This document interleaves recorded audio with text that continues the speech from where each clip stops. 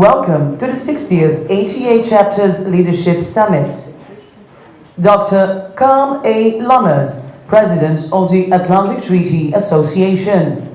Poštovani gospodine predsjedniče Krivokapić.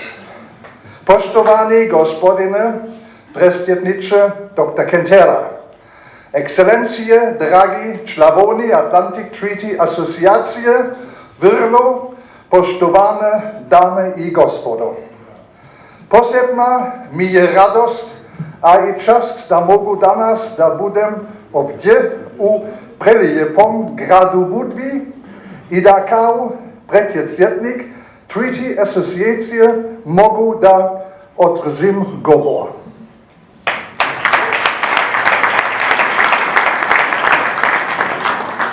It is a great pleasure and honor for me to stand today in front of you and to welcome you warmly to the 60th ATA Chapters Leadership Summit here in Budva.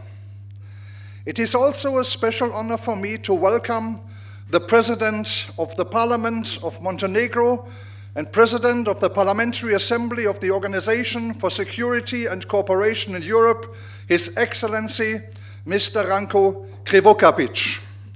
President Krivokapić is an old friend of mine, and I'm very happy that you are here with us today, Mr. President. Moreover, I would like to express my sincere and heartfelt thanks to the President of the Atlantic Council of Montenegro, Dr. Savo Kentera. Savo, the work you have done for the Atlantic Council of Montenegro for many years is so impressive. Today, I would like to most sincerely thank you for your passionate engagement for our common goals and values. The way in which you and the Atlantic Council of Montenegro are raising public awareness of our shared ideals is really great. Let me also express my gratitude to you, Savo, as well as Ms. Bojana Antunovic and all members of the Atlantic Council of Montenegro for hosting us this year and for all the great work you put into organizing this 60th ATA Chapters Leadership Summit here in Budva. Thank you very much for your kind hospitality. Thanks and respect for this. Ladies and gentlemen, we all share mutual trust, confidence, and common values. These are some of the most essential characteristics of our Atlantic Treaty Association, of our Atlantic Councils all over the world, and of our alliance.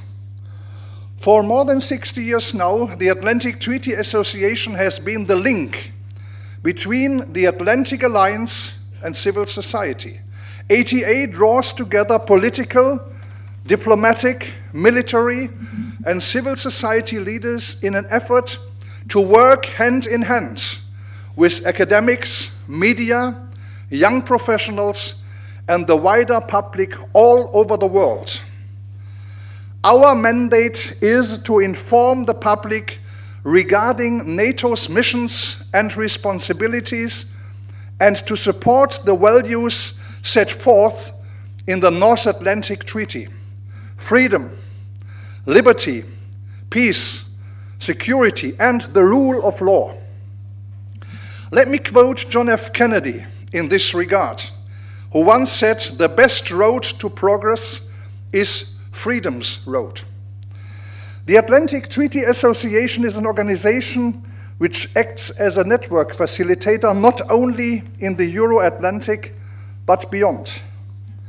In this context, Southeast Europe plays a substantial role, and we are proud to say that ATA has a very indispensable function in this part of the world to act as a forum for debate in which our member associations can realize common interests and democratic goals in the ever-changing security environment.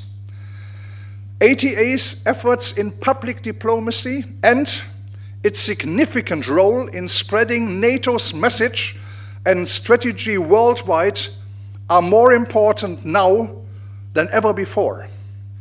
We from ATA believe in the strength of transatlantic bond, which is fundamental to the stability of the international system in the 21st century. In recent months, our transatlantic partnership itself has been put to the test in the debate over media reports of mass data collection by the American National Security Agency. And we have seen some differences of opinion between Europe and America with regard to this issue. But against the background of Russia's aggression, however, it is becoming clear once more how important our transatlantic alliance is today. This needs confidence. This needs trust. Wherever and whenever this has been damaged, let's work on it. Let us repair it. Let us restore it. Our ATA remains instrumental in bridging values from both sides of the Atlantic in its effort to underpin the broader goals of the NATO alliance. The growth and activity of our association is in large part due to the young members of our Youth Atlantic Treaty Association, YATA, who have joined us here today. YATA acts as an effective and independent forum to educate and bolster the security debate amongst the successor generations, increasing the interest and participation in defense issues of their peer group. The focus and development of these young people here help to create responsible citizens and future political leaders. For the NATO summit in Wales in September this year, Secretary General Rasmussen has commissioned a working group of emerging leaders from the allied countries to offer concrete ideas and proposals that support a renewed transatlantic bond. I am deeply impressed that 2 of our YATA representatives have been chosen to participate in this unique international, highly competitive initiative and will take part in shaping the future of NATO. I am extremely proud of all of you, and I'm continually inspired by your professionalism, your creativity, and your motivation for international security and defense matters. Ladies and gentlemen, these are still most difficult times in our relations to Russia.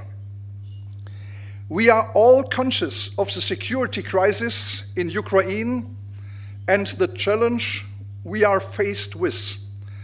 Russia's illegal annexation has created a new paradigm and changed rapidly the agenda of our security policy. It has caused the most serious security crisis since the end of the Cold War, as NATO Secretary General Rasmussen stated. The military intervention by the Russians has been an act of aggression and a clear violation of Russia's international commitments, including the United Nations Charter, the Helsinki Final Act, the NATO-Russia Founding Act from 1997, and the Budapest Memorandum. The situation in eastern as well as in southern Ukraine is still extremely tense. But I'm sure the presidential elections in Ukraine on the 25th of May were an important step forward. In my capacity as Vice President of the NATO Parliamentary Assembly, I have attended the election observation mission to Ukraine and led NATO PA's delegation to this mission. I just come from Kiev. The presidential election was characterized by the determination of the authorities to hold the election in line with international standards and respected fundamental freedoms, despite the hostile security situation in two eastern regions of the country. For me, the Ukrainian authorities and the Ukrainian people have made this selection a success. Despite an exceptionally challenging environment, we have seen a good election process and election officials performing their duties with dedication and professionalism, sometimes in extremely difficult conditions. And we have seen the Ukrainian people expressing confidence in their country's future by voting in large numbers and giving their president a very clear mandate. NATO Secretary General Rasmussen said on Monday that NATO is looking forward to build up a cooperation with a new president, and it will continue to support efforts to find a peaceful solution to the crisis in Ukraine. It is really important that we act decisively regarding Russia's illegal annexation. It is an important step that the alliance is strengthening its military presence on its eastern borders in response to the crisis. And I also support the consideration of a stronger presence in Eastern Europe. In these times, Article 5 of the North Atlantic Treaty is more important than ever before. Whenever I spoke on conferences in the past months, I made it crystal clear. The validity of Article 5 is absolutely unbroken. There is definitely no doubt about it. It was the fundament on which NATO was founded more than 65 years ago and remains a cornerstone of our alliance. During these challenging days now, we must remember this fundament and recall the strengths of our alliance. Let me assure you, Article 5 is carved in stone, or to put it in other words, 28 for 28. We are only one family that shares common values of liberty and respect for fundamental rights, and what is even more important than ever before in these difficult times, a family that protects its members. The alliance will do what is necessary to defend all its members. Ladies and gentlemen, and dear friends, we are joined here today during difficult times. There are very alarming developments in Ukraine and continued hostility from Russia. The ongoing crisis in Ukraine is set to become a main focus of the NATO summit in Wales this year. There we have to discuss the strategic consequences for our alliance, as well as NATO's relation to Russia. Further key issues on NATO's agenda in Wales will be the future of NATO, which includes issues like capabilities and burden sharing. Another key issue on the top of the agenda will also be cooperative security and the importance of NATO partnership to secure lasting peace. Afghanistan will be another top issue on NATO's agenda, and the following mission, resolute support. And of course, we will also speak about our transatlantic bond. Against this background, the upcoming NATO summit in September in Wales will be one of the most significant gatherings of NATO leaders since many years. Ladies and gentlemen, when I visited Montenegro in 2004, the country was not independent, and the perspective of becoming a member of NATO once was not obvious at that time. Since Montenegro gained its independence in 2006, Mr. President, it has made great and remarkable progress. In December 2009, Montenegro was invited to join NATO's membership action plan.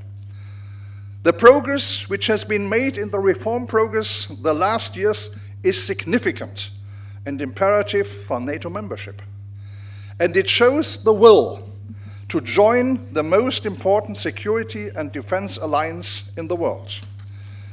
During his visit to Podgorica last week, NATO Secretary General Anders Fogh Rasmussen stressed the importance of Montenegro as partner of the alliance. Montenegro's contribution to NATO missions are very valuable, and we highly appreciate the active involvement of Montenegro's troops in missions like the International Security Assistance Force to Afghanistan or the counter-piracy mission in the Gulf of Aden. Montenegro will also play an essential role in the support mission in post-2014 in Afghanistan, resolute support. Today, I will take the opportunity, Mr. President, to thank you and your country for your great commitment and extraordinary engagement to NATO's activities. What connects all of the Balkan countries, whether a NATO member or not, is their substantial engagement and support of NATO's standing missions and values, sometimes that the Atlantic Council of Montenegro has played an important role in. Thank you for doing this. The American politician William Drayton once said, "Change starts when someone sees the next step." The founders of the Atlantic Council of Montenegro saw the next step towards Montenegro's Euro-Atlantic integration when they established the council in Podgorica in 2006. Founders of the council are prominent figures from politics, diplomacy, culture, sports, media, and distinguished professors from the University of Montenegro, as well as dedicated individuals who are involved on a professional basis dealing with security issues. Since 2006, Montenegro is developing as a stable, democratic, and multi-ethnic country. We highly appreciate your continued contribution not only to NATO mission in Afghanistan and others, but also to the tremendous growth of civil society engagement. We know that Euro-Atlantic integration can be a challenging and long road, but it is worthwhile. And it is important to maintain the momentum of reforms to deliver a strong track record of implementation. NATO's door is open for those who are ready to do this hard work. It is obvious and indisputable that Montenegro has made steady progress in its path towards NATO membership. And it comes as no surprise, and that is my conviction, that Montenegro is likely to be the next country which will join the NATO alliance.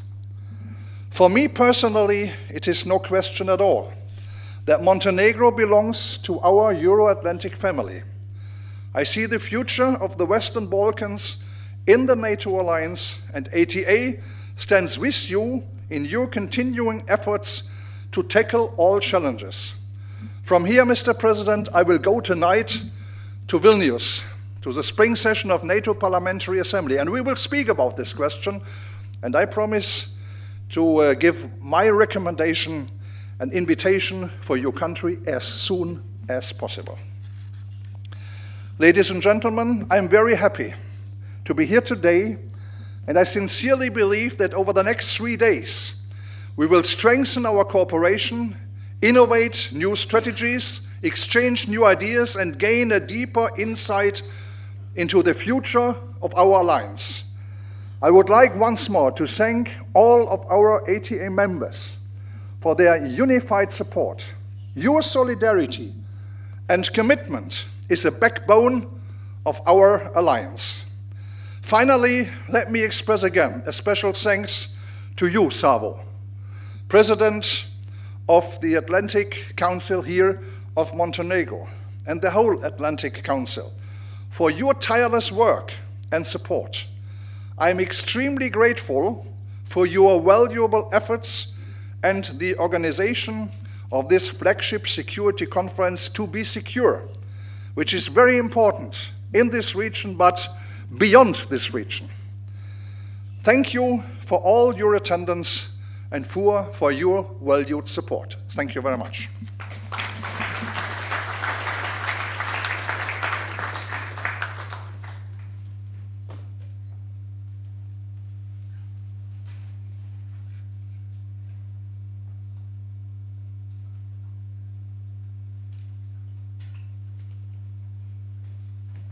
Ladies and gentlemen, and now the President of the Atlantic Council of Montenegro, Dr. Savo Kentera.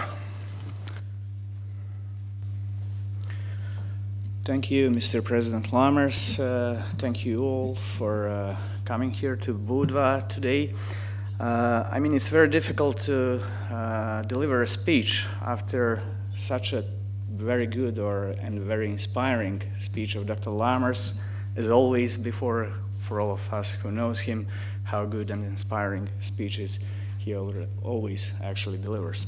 And now, if you don't mind, since we have some of the best interpreters in the country here with us today, and we have a huge media representation, I will switch to Montenegrin language. Dame I gospodo,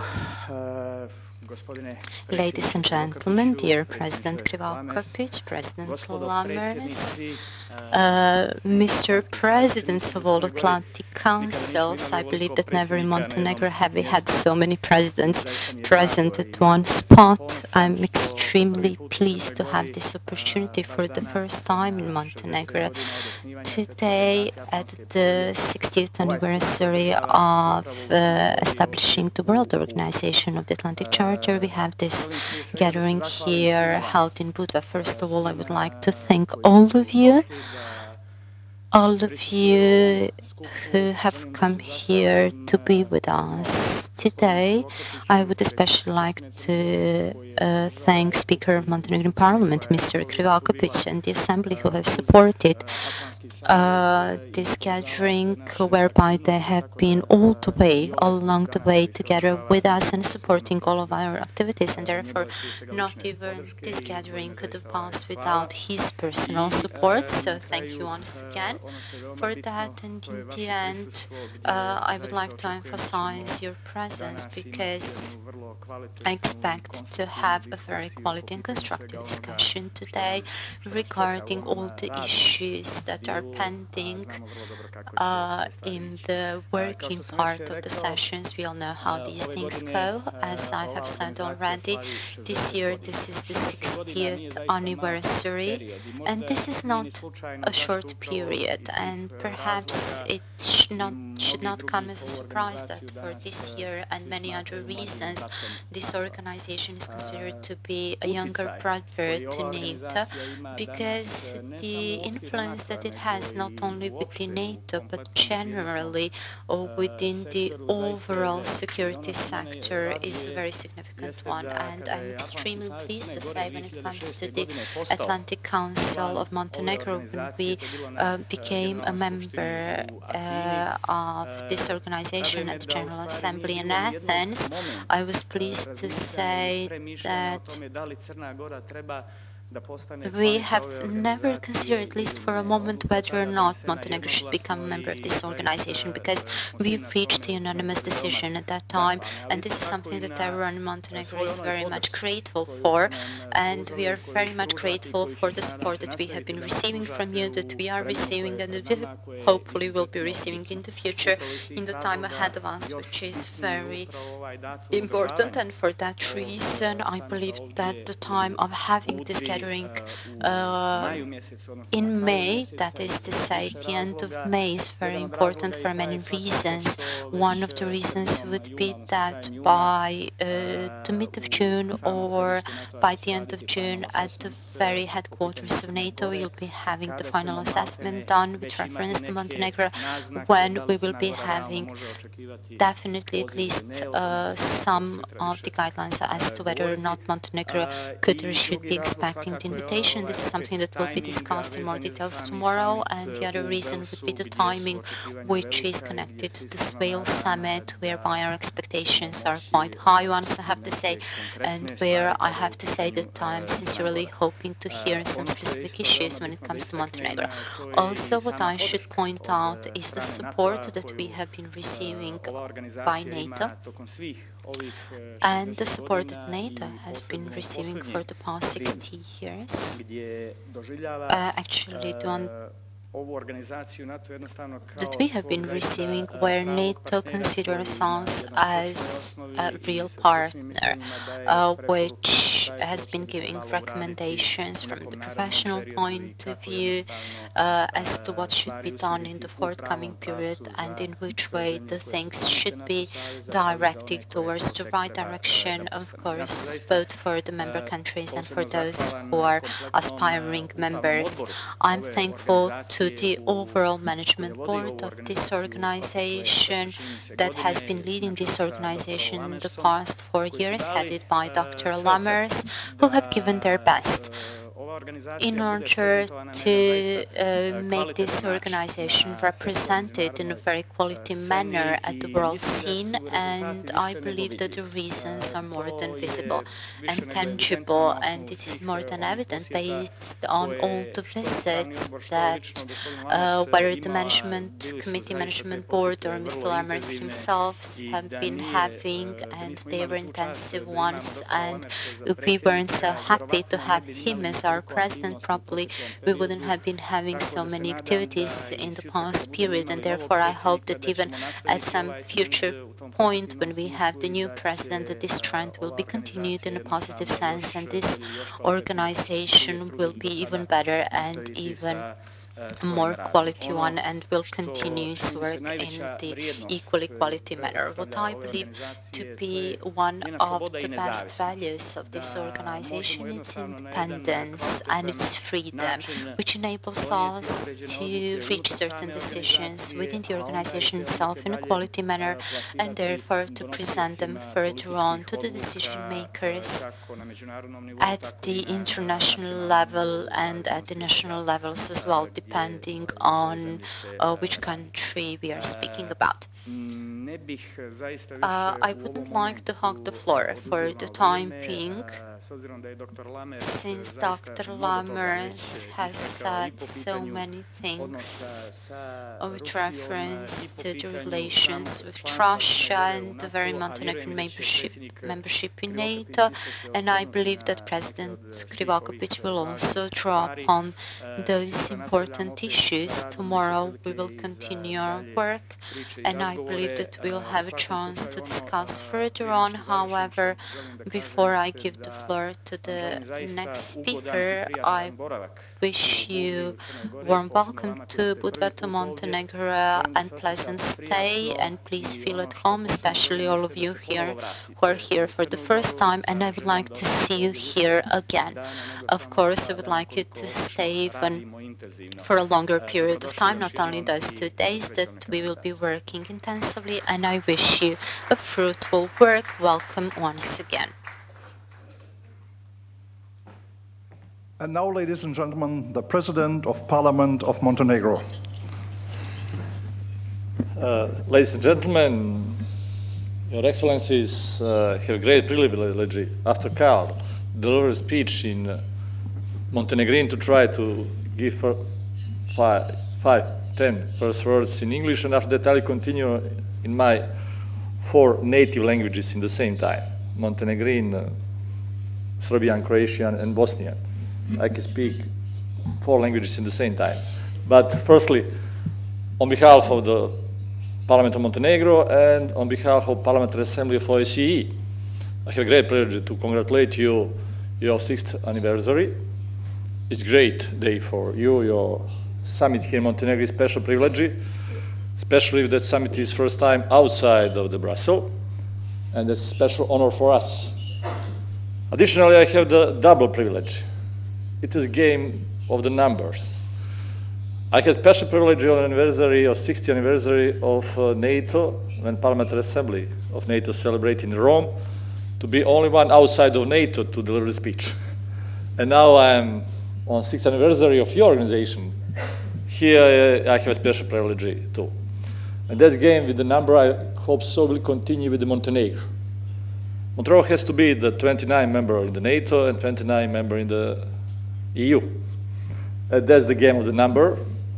These first 60s and 29 will be the right side that Montenegro is ready for the NATO or for the EU. But additionally, Karl, thanks for your personal achievements in the organization and for your personal support for right values of your association. Thanks a lot again. And I'll try to speak in my 4 native languages about our common future in 21st century, new challenges and new areas of activities. Dragi gosti, Dear guests, dragi prijatelji, dear friends, ekscelencije, Your Excellencies, NATO je svojim formiranjem by its establishment, NATO has given a historically positive or affirmative question to the Iron Curtain challenges and everything that has happened after the fall of the Berlin Wall. As of the Washington Treaty, it has secured the peace and prosperity, probably the longest in the history of its member countries. The least satisfaction is given to those who have stopped the damages, and history somehow doesn't have a good measure for those grandiose achievements. If we made an effort and erased from our thoughts NATO from the post-war history of Europe, I'm positive that all of you would shift your memory from the period of prosperity to the period of fright, fear and insecurity. Being only in that way we can consider all of the achievements of NATO. Our planet has been turning probably even faster than ever, and this has increased the challenges of the new epoch, the epoch which will have to remodel the dominant social and economic models. Invented Europe, and the epoch which will make us think about transition of the creators who had created the previous transitions. There are many signs and many questions to be asked, whereby NATO is the factor which cannot be avoided. We want to answer them. Dear guests, one of the challenges in the forthcoming period in the NATO area is the possibility of the European countries who have dominantly been based on ethnical grouping to develop the society of citizens, because European melting pot is still not at the level of the visionaries of the French Revolution, and this is the inevitable challenge, especially for us at the Mediterranean. You have 2 halves, 2 billions on both sides of the Mediterranean. Is European, the other is North African. And Mediterranean is smaller sea than it has ever been before. I'm positive and I believe that ethnic, religious belonging have to remain the part of our cultural and cultural decision, not the area for fighting one another. We cannot win the lost battles from the past on those grounds. My generation had the chance to see in the past 2 decades all the dialectology of the human destruction and creation, both on the individual and collective levels, and in this senseless violence and wars in the Balkans, we dissolved former Yugoslavia, which had enabled the prosperity for all the ethnic groups in the new challenges. The message is that history does not recognize the final victories, but only the historical ones. And the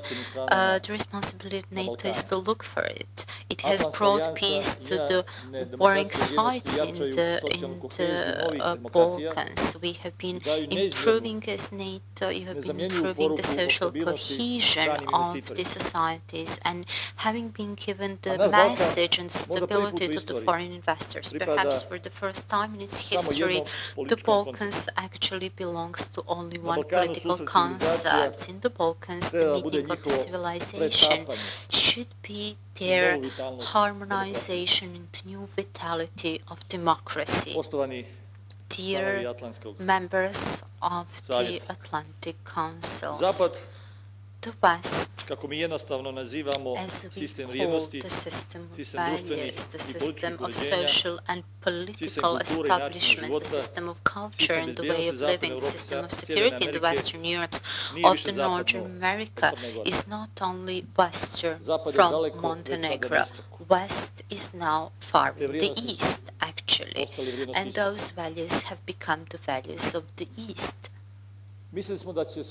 And we had thought that the world will be divided more into the north and south. However, the Ukrainian crisis reminded us of still existing divisions in between the West and East, whereby now we have West on one side and two Easts on the other, the traditional East, as we see, and the new one, emerging one with China and all the other global powers.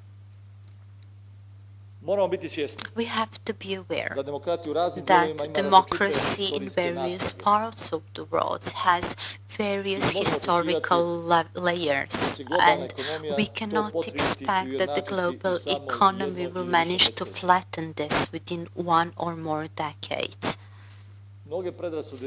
Many misconceptions from the 90s still remain, that the fast growth of China will lead to the faster decrease has turned out not to be true. I was just a graduate student when I read in The Economist several texts on the developments in China as to whether the growth cannot last for more than 5 years.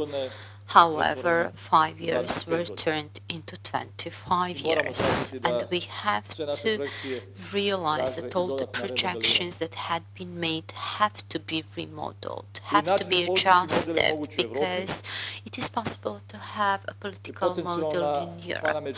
It is possible to have it at the Pan-American area, but the rest of the world had a different dynamics of development throughout the time. NATO should serve as an example which shows sensitivity for those diversities. However, it has to preserve the balance and strength.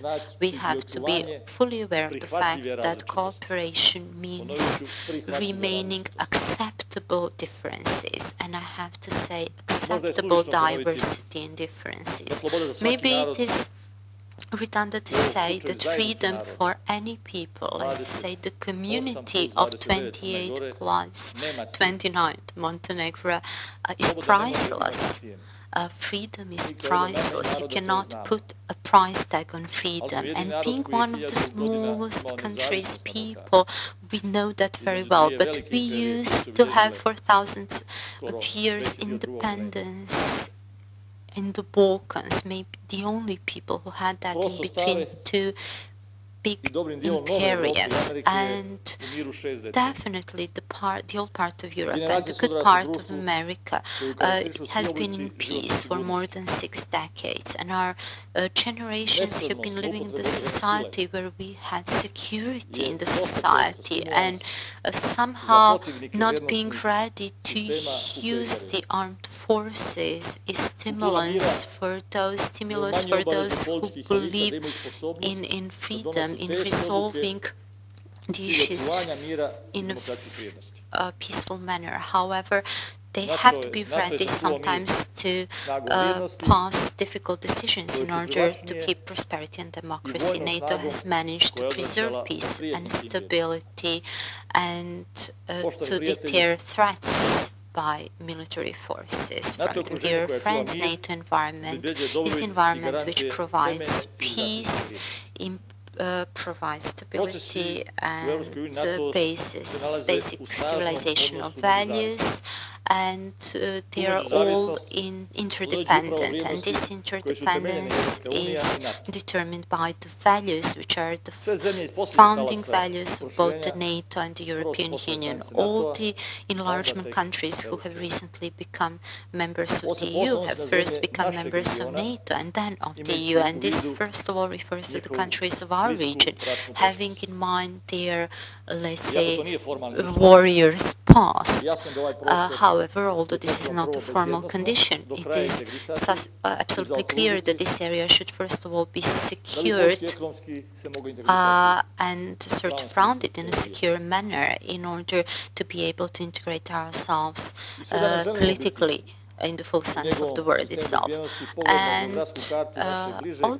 when we take a look at the geographic map of our neighborhood, of our region, it shows every experienced politician that taking anyone from that environment would be unnecessary and very expensive political adventure. However, something that is more important than those geotheoretical reasons is the very wish and intention of the majority in Montenegro to have with those new member countries, our neighbors and neighbor countries which are far away, to share with all of them the same values, even when we establish them, and even more, and we are ready to defend them when we have to defend them. Montenegro has a long state tradition.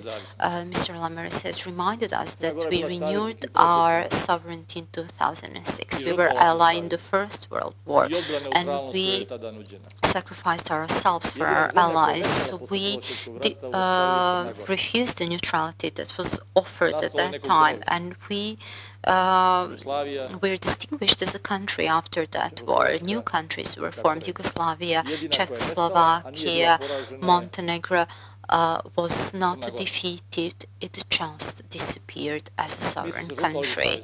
Therefore, we sacrificed ourselves for our allies and waited for justice for 88 years. Woodrow Wilson, the president, promised us a referendum which came after 88 years. However, justice always prevails. Small Montenegro from 1897 had the first peacekeeping mission in the modern history. The Great Turkish Empire and Greek defenders agreed in 1897 to have Montenegro acceptable to send its first peacekeeping mission to Crete at that time, and we were then a linking part in between the West and the East, even more in between the challenges that still exist in between two cultures,